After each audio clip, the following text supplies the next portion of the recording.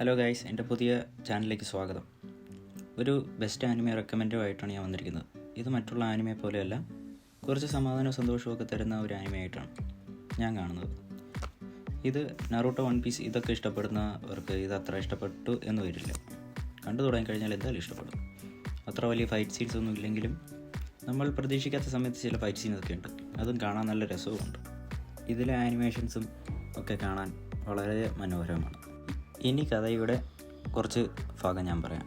1000-ഓളം വർഷം ജീവിച്ചിരുന്ന എൽഫ് എന്നറിയപ്പെടുന്ന മനുഷ്യരോട് സാദൃശ്യമുള്ള ഒരു സ്പീഷീസാണ് എൽഫ്.